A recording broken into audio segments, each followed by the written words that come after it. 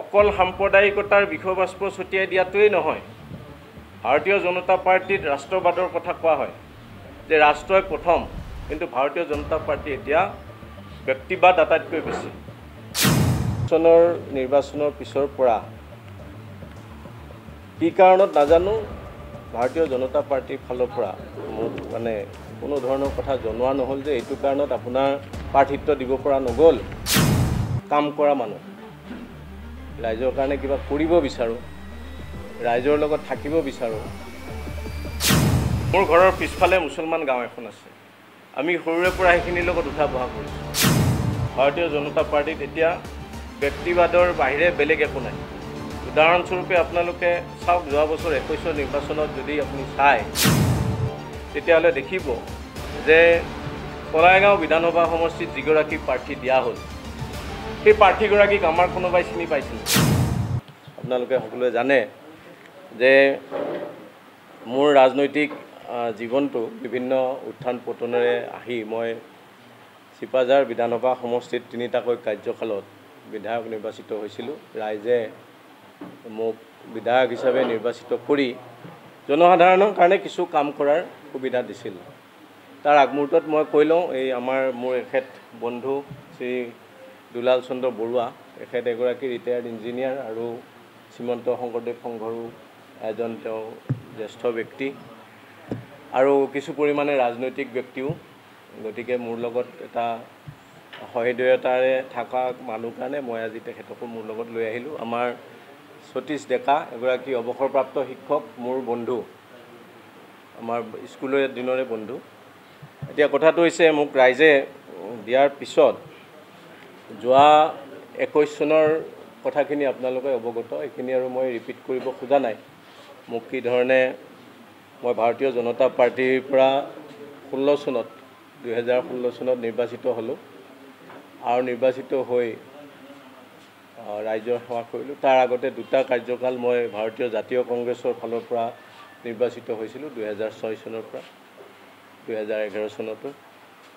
আৰু এতিয়া যোৱা 21 বিধানসভা নিৰ্বাচনৰ পিছৰ পৰা কি কাৰণত নাজানো, যিটো দলত মই আছিলোঁ আজিলৈকে, সেই দলটোত মোক এলাগী কৰি ৰখাৰ নিচিনা মই এটা অনুভৱ কৰিলোঁ।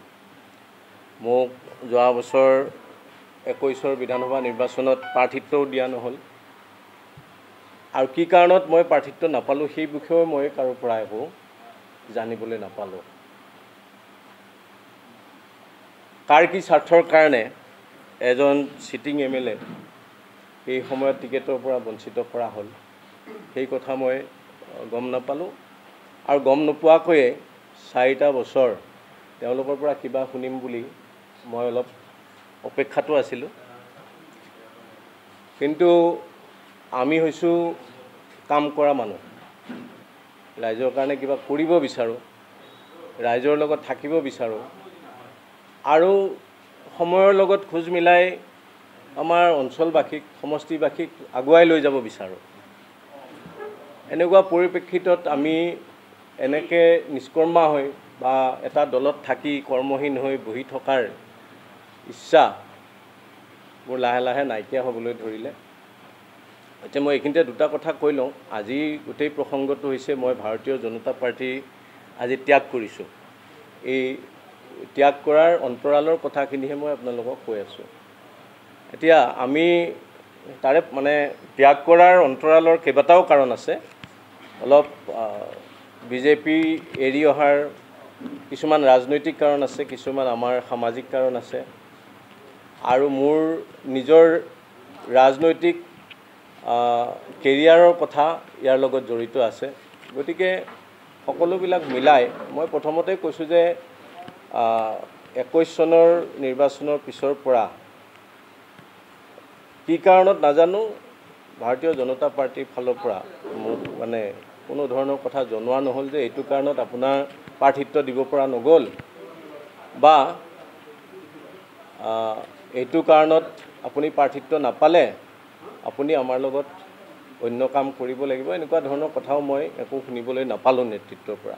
তৎসত্ত্বেও এই 4 বছৰ মই বহি আছোঁ, ৰাজহুৱা জীৱনত আছোঁ, ৰাইজৰ লগত আছোঁ, ৰাইজৰ লগত উঠা বহা কৰিছোঁ, ৰাইজৰ বিভিন্ন অনুষ্ঠান প্ৰতিষ্ঠান সভা সমিতি এইবিলাকত যোগদান কৰি ৰাইজৰ লগত একাত্ম হৈ থকাৰ চেষ্টা কৰিছোঁ। কিন্তু সদায় এনেকৈ নিষ্কৰ্মা হৈ বহি থকাটো আমাৰ কাৰণে ৰাজনৈতিকভাৱে নিষ্কৰ্মা হৈ বহি থকাটো সম্ভৱপৰ নহয়। কাৰণ মই এগৰাকী ৰাজনৈতিক ব্যক্তি আৰু সক্ৰিয় ৰাজনৈতিক ব্যক্তি, মই সক্ৰিয়ভাৱে ৰাজনীতি কৰা ব্যক্তি হিচাপে নিষ্কৰ্মা হৈ বহি থাকিব নোৱাৰোঁ। সহজ কথাত যদি আপোনালোকক কওঁ যে এটা ফুটবল দলত যদি ভাল খেলুৱৈ এজন আপোনালোকে দেখে যদি বেঞ্চত বহি আছে, তেওঁক খেলিবলৈ সুযোগ দিয়া হোৱা নাই, তেতিয়াহ'লে তেওঁ অন্য ঠাইত খেলাৰ কথাটো তেওঁ নিজে নিজে মনলৈ আহিব। বেলেগ দলৰ পৰা মই খেলিলে মই ভাল খেলি দেখুৱাব পাৰিম নেকি, গ'ল দিব পাৰিম নেকি, তেনেকুৱা ধৰণৰ। আমিও তেনেকৈ যেতিয়া বহি থাকিবলগীয়া হৈছে, বহি থাকিবলগীয়া হওঁতে মনলৈ এনে ভাৱ আহিছে যে মই বেলেগৰ পৰা হ'লে ৰাইজৰ কাৰণে কিবা কাম কৰিব পাৰিম নেকি, এনেকুৱা কথা কিছু চিন্তা আহিল। সেইটো 1 নম্বৰ। 2 নম্বৰ কথাটো হৈছে ভাৰতীয় জনতা পাৰ্টি বৰ্তমান যিটো অৱস্থালৈকে আহিল, ভাৰতীয় জনতা পাৰ্টিৰ ৰাজনীতিটো এইটো সাম্প্ৰতিক সময়ত যি পৰ্যায়লৈকে আহিল বা যি পৰ্যায়ত চলি আছে, আমাৰ দৰে ব্যক্তি সেইটো দলত থকাটো এতিয়া আৰু সম্ভৱ হৈ থকা নাই। এতিয়া যেতিয়া গৰু মাংস আৰু গাহৰি মাংসৰ ৰাজনীতিয়ে দলটোৰ মজিয়াত আহি ঠাই পালে, এতিয়া যেতিয়া দলৰ নেতাই মুখ্যমন্ত্ৰীয়ে গৰুৰ মাংস দিয়া ঠাইত গাহৰি মাংস দলিয়াই দিবা বুলি ক'ব পৰা এটা পৰ্যায়লৈকে আহিল, সম্প্ৰীতিৰ সমাজখন যেতিয়া সাম্প্ৰদায়িকতাৰ বীজ সিঁচি পেলাই সাম্প্ৰদায়িক মনোভাৱেৰে এটা বিভেদ সৃষ্টি কৰি ভাগ ভাগ কৰাৰ কথা আহিল, ভাৰতীয় জনতা পাৰ্টিৰ এই মনোভাৱৰ প্ৰতি, ভাৰতীয় জনতা পাৰ্টিৰ এই ধৰণৰ কথাৰ প্ৰতি আমি সমৰ্থন কৰি থকাটো কোনো কাৰণতে সম্ভৱ নহয়। কাৰণ আমি সৰুৰে পৰা এইখন সমাজত ডাঙৰ হৈছোঁ, য'ত আমি সকলো জাতি জনগোষ্ঠী ধৰ্মৰ মানুহ একেলগে আছোঁ। মোৰ ঘৰৰ পিছফালে মুছলমান গাঁও এখন আছে, আমি সৰুৰে পৰা সেইখিনিৰ লগত উঠা বহা কৰিছোঁ। আজি চিপাঝাৰৰ প্ৰতিটো অঞ্চলত সংলগ্নভাৱে একোখন হিন্দু গাঁও, মুছলিম গাঁও এনেকৈ সংলগ্ন হৈ আছে। এতিয়া এই ধৰণৰ কথাবিলাকে যদি আমাৰ মাজত এটা সাম্প্ৰদায়িকতাৰ বিষবাষ্প বিয়পাই দিয়ে বা বিয়পাই ইতিমধ্যে দিছে, এইটোৱে যদি আমাৰ উত্তৰ পুৰুষসকলৰ ক্ষতি কৰে, আমাৰ পিছৰ প্ৰজন্মক যদি ক্ষতি কৰে, আমাৰ পিছৰ প্ৰজন্মই যদি ইয়াত হিন্দু মুছলমানৰ মাজত কাজিয়া কৰিবলগীয়া হয়, যদি ইয়াত সদায় এটা অশুভ পৰিৱেশ এটা গা কৰি থাকে, এইটোৰ পৰা জনসাধাৰণক কোনে মুক্ত কৰিব? এই পৰিৱেশৰ পৰা জনসাধাৰণক কোনে মুক্ত কৰিব? এই কথাবিলাকো আমাৰ চিন্তাৰ মাজলৈ আহিল। গতিকে ভাৰতীয় জনতা পাৰ্টিৰ যিবিলাক কাম কাজ, সেই কাম কাজবিলাক লাহে লাহে আমাৰ অপচন্দ হৈ আহিছে আৰু এতিয়া এটা চূড়ান্ত পৰ্যায়লৈ আহিছে যে অকল সাম্প্ৰদায়িকতাৰ বিষবাষ্প ছটিয়াই দিয়াটোৱেই নহয়, ভাৰতীয় জনতা পাৰ্টিত ৰাষ্ট্ৰবাদৰ কথা কোৱা হয় যে ৰাষ্ট্ৰই প্ৰথম, কিন্তু ভাৰতীয় জনতা পাৰ্টি এতিয়া ব্যক্তিবাদ আটাইতকৈ বেছি। ভাৰতীয় জনতা পাৰ্টিত এতিয়া ব্যক্তিবাদৰ বাহিৰে বেলেগ একো নাই। উদাহৰণস্বৰূপে আপোনালোকে চাওক, যোৱা বছৰ 21 নিৰ্বাচনত যদি আপুনি চায়, তেতিয়াহ'লে দেখিব যে কলাইগাঁও বিধানসভা সমষ্টিত যিগৰাকী প্ৰাৰ্থী দিয়া হ'ল, সেই প্ৰাৰ্থীগৰাকীক আমাৰ কোনোবাই চিনি পাইছিল নেকি? আমাৰ অঞ্চলত, আমাৰ দৰং জিলাত সেই প্ৰাৰ্থীগৰাকীক কোনোবাই জানিছিল নেকি? মধু ডেকা নামৰ এজন লোক, ময়ো চিনি নাপাইছিলোঁ। পিছত মই দেখিছিলোঁ যে সাংসদ দিলীপ শইকীয়া ডাঙৰীয়াৰ নিৰ্বাচনৰ সময়ত দেখা সেই মানুহজনে পিছত মধু ডেকা বুলি মোক কোনোবাই কৈছিল। এটা পিঠিত বেগ লৈ দিলীপ শইকীয়া ডাঙৰীয়াৰ পিছে পিছে ঘূৰি ফুৰে। পিছত গম পালোঁ সেইজনে মধু ডেকাত তেওঁক প্ৰাৰ্থিত্ব দিয়া হ'ল। তেতিয়া আমাৰ স্থানীয় মানুহবিলাকৰ কেনেকুৱা এটা অৱস্থা হ'ব পাৰে? কোনোদিনে নাম নুশুনা, নজনা, আমাৰ অঞ্চলত কোনো অৱদান নথকা এজন মানুহক, এজন ব্যক্তিক মতালিৰে আনি পেলাই তাত প্ৰাৰ্থিত্ব দি পেলাই ক্ষমতা ব্যৱহাৰ কৰিলে। এইবিলাক ব্যক্তিবাদৰ লক্ষণ নহয়, এইবিলাক ব্যক্তিবাদৰ চূড়ান্ত লক্ষণ বুলি মই ভাবোঁ। এইবিলাক কোনো ৰাষ্ট্ৰবাদী চিন্তাৰ মানুহে এনেকুৱা কাম নকৰে। তাৰ ফলত কি হ'ল চিপাঝাৰ বিধানসভা সমষ্টিৰ সংঘাত হ'ল ৰাতিৰ ভিতৰতে ডক্টৰ পৰমানন্দ ৰাজবংশীয়ে আগতে টিকেট ল'লে তাৰপিছত দল সলনি কৰিলে এইবিলাক ৰাষ্ট্ৰবাদী দলৰ নীতি শিক্ষা দিয়া দলৰ এইবিলাক কথা হ'ব পাৰে নেকি এইটোতো হ'ব নোৱাৰে গতিকে এনেকুৱা বিভিন্ন কথাই আমাক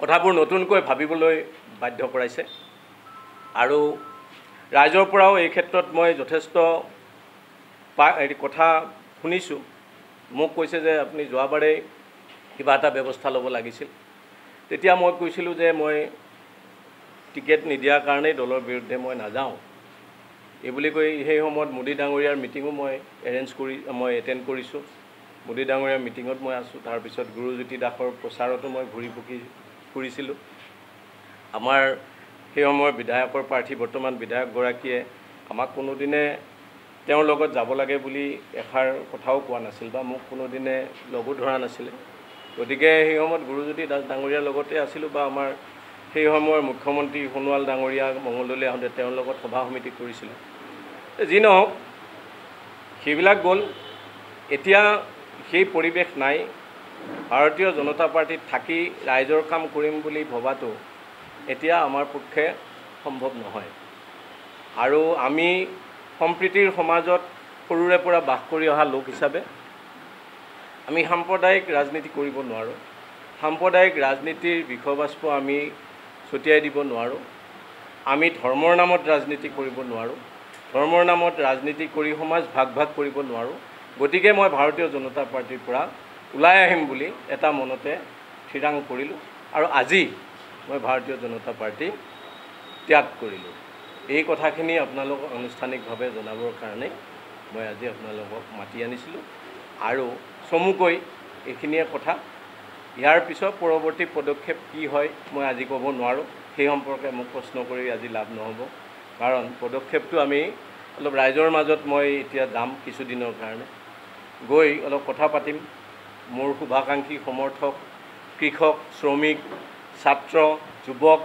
মহিলা সকলোৰে লগত এটা সৌহাৰ্দ্যপূৰ্ণভাৱে মই কথা পাতিম কথা পতাৰ পিছত যি পৰামৰ্শ মোলৈ আহে সেই পৰামৰ্শ অনুসৰি ৰাজনীতি কৰিম বুলি মই থিৰাং কৰিছোঁ আৰু এটা কথা ঠিক চিপাঝাৰ বিধানসভা সমষ্টিৰ ৰাইজে মই নিৰ্বাচনত অৱতীৰ্ণ হোৱাটো আকৌ বিচাৰিছে এইটো আপোনালোকেও গম পাব কাৰণ সদায় ৰাইজৰ মাজত ঘূৰি ফুৰা সাংবাদিকসকলে এই কথা নিশ্চয় উমান পাইছে যে ২৬ৰ নিৰ্বাচনত মোক নিৰ্বাচনত প্ৰতিদ্বন্দ্বিতা কৰাটো ৰাইজে বিচাৰিছে আৰু এতিয়া ৰাইজৰ কথাটো ৰাখিবৰ কাৰণে মই চেষ্টা কৰিম আৰু সেইটো কৰাৰ আগত মই কোন পক্ষৰ পৰা নিৰ্বাচনত অৱতীৰ্ণ হওঁ সেই কথা আপোনালোকক সময়ত মই জানিবলৈ দিম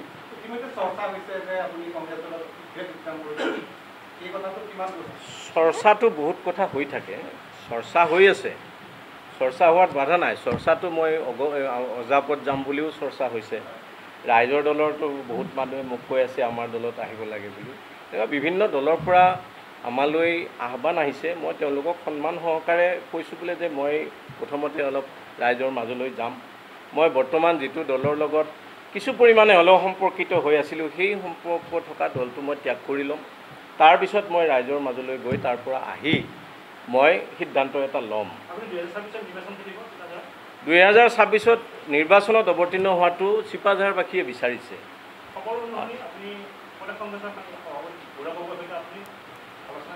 এইবিলাক খবৰ ওলাই থাকে কিন্তু মই এতিয়ালৈকে তেনেকুৱা কোনো ধৰণৰ কাম কৰা নাই আৰু এনেইতো আমাৰ সকলো চাহ চিনাকি মানুহ থাকেই ৰাজনৈতিক ক্ষেত্ৰত থকা মানুহৰ আমি সকলো দলৰ মানুহৰ লগতে আমাৰ চাহ চিনাকি থাকে গতিকে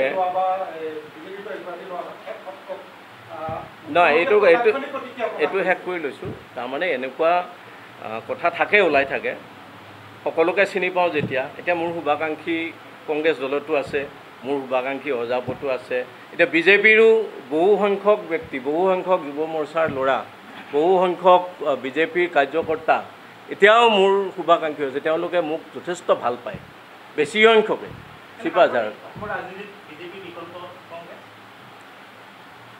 বিকল্পটো ৰাইজে নিৰ্ধাৰণ কৰিব এতিয়া মই আপোনালোকক আজি এইখিনিকে ক'ম যে মই অলপ চিন্তা কৰিম কেইদিনমান, তাৰপিছত এটা সিদ্ধান্ত ল'ম আৰু সাংবাদিকসকলক অৱগত কৰিম।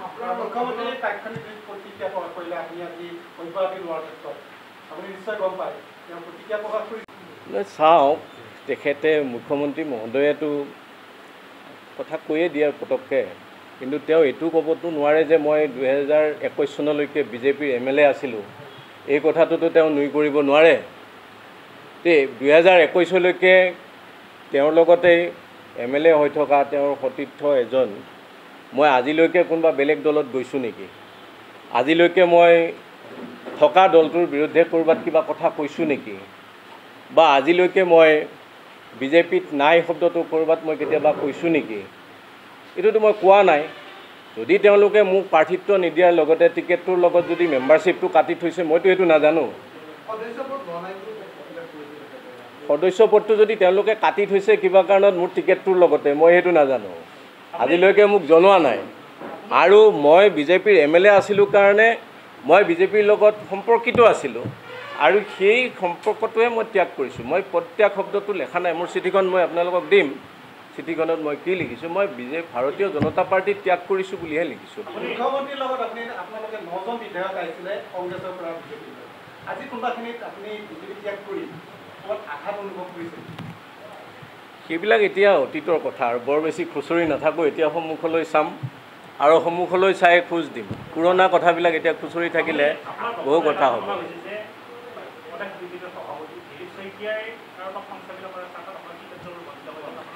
মই এইখিনি কথা ক'লোৱেই। এইবিলাক মানে চূড়ান্ত ময়মতালি আৰু ব্যক্তিবাদৰ পৰিচায়ক। ৰাষ্ট্ৰবাদী, সুস্থভাৱে ৰাষ্ট্ৰবাদী চিন্তা কৰা মানুহে এনেকুৱা ব্যক্তিবাদৰ পৰিচয় নিদিয়ে কেতিয়াও। এইবিলাক ময়মতালিৰে মধু ডেকাক ইয়াত জাপি দিছিলে কলাইগাঁও সমষ্টিত, সেইটো কথা হাজাৰবাৰ ক'ম।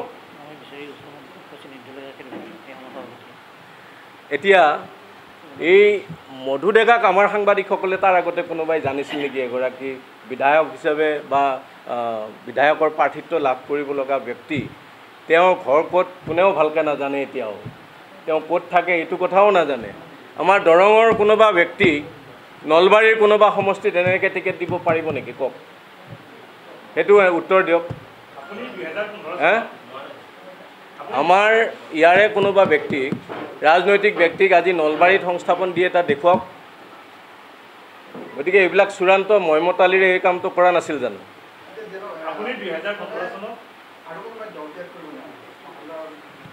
মই নাজানো, কিন্তু বহুত মানুহ ক্ষুব্ধ হৈ আছে এইটো মই জানো।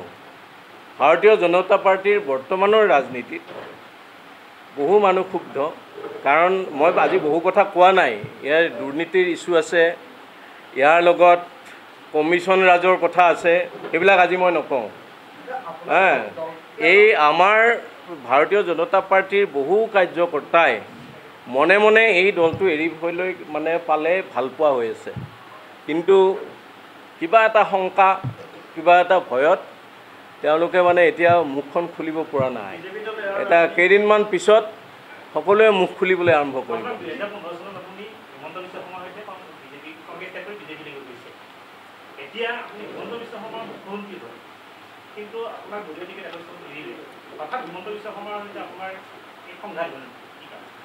নাই নাই, মোৰ কাৰো লগত একো সংঘাত নাই। মুখ্যমন্ত্ৰী ডাঙৰীয়াৰ লগতো মোৰ একো সংঘাত নাই। এতিয়াও ক'ৰবাত লগ পালে ময়ে আগতে মাতিম তেওঁ, নহয়, মোৰ একো সংঘাত নাই নহয়। হা? নাই নাই, তেনেকুৱা কথা এতিয়া একো দলত কোন দলত যোগদান কৰিম সেইবিলাক কথা অহা নাই। আহিলে মই জনাম। এতিয়া মই আজি একমাত্ৰ এই সংবাদকৰ্মীসকলক লগ পাইছোঁ যে মই 10 বছৰ থকা 2015 চনৰ পৰা 25 চনলৈকে থকা 10 বছৰ থকা দলটো মই আজি ত্যাগ কৰিছোঁ। এই কথাখিনি মই আনুষ্ঠানিকভাৱে জনালোঁ।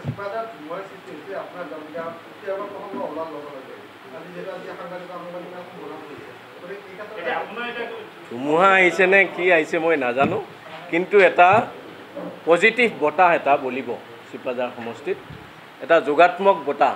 এই যিবিলাক ঋণাত্মক কথা বতৰা হৈ আছে, সাম্প্ৰদায়িক কথা, দুৰ্নীতি, কমিশ্যন, এইবিলাক যে হৈ আছে, মাটি দখল কিবা কিবি, এইবিলাকৰ বিপৰীতে চিপাঝাৰত এটা যোগাত্মক দিশৰ বতাহ এটা বলিব। সেইটোৰ ক্ষেত্ৰত মই নিশ্চিত, আৰু সেই বতাহ আনিবৰ কাৰণেই আজি ভাৰতীয় জনতা পাৰ্টি ত্যাগ কৰি মই আহিছোঁ আমি সেই বঁটা ইয়াত বঢ়াম চিপাঝাৰ মই সেইবিলাক প্ৰশ্ন আৰু এতিয়া আজি উত্তৰ নিদিওঁ লক্ষ্য মই কৈছোঁ যে আজি এইটো সঠিক সময় নহয় আজি মই একমাত্ৰ এটা কাৰণতেই সম্বোধন কৰিছোঁ সেইটো হৈছে মই আজি 10 বছৰ থকা দলটো ত্যাগ কৰিছোঁ সেইটো কাৰণে ত্যাগ কৰিছোঁ